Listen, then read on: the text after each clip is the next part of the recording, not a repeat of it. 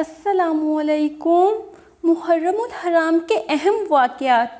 10 محرم الحرام، واقعہ کربلا، نواسۂ رسول، راکب دوشی مصطفیٰ، امام عالی مقام حضرت سیدنا امام حسین رضی اللہ تعالیٰ عنہ اور آپ کے رفقا کو 10 محرم الحرام 21ویں کو میدان کربلا میں شہید کیا گیا۔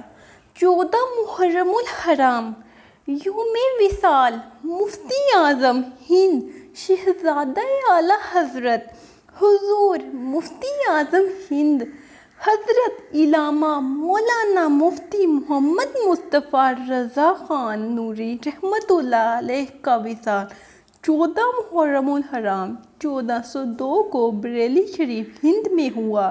18 محرم الحرام، یوم وصال، مفتی دعوت اسلامی کی مرکزی مجلس شورا کے مرحوم رکن مفسر قرآن مفتی دعوت اسلامی حافظ حاجی محمد فاروق اتاری مدنی رحمۃ اللہ علیہ کا وصال 18 محرم الحرام 1427 کو ہوا۔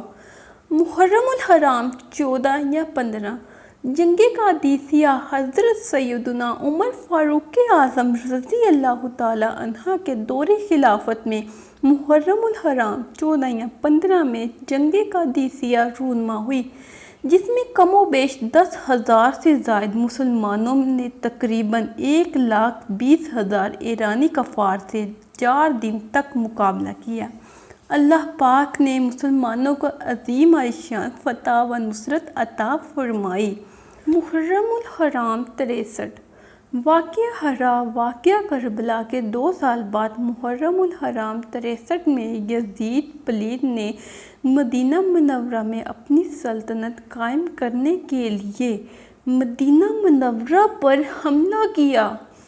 700 نامور صحابہ کرام سمیت 10,000 عام لوگوں کو بڑی بے دردی سے شہید کیا گیا۔ اللہ پاک کی ان سب پر رحمت ہو اور ان سب کے صدقے ہماری بے حساب مغفرت ہو، آمین۔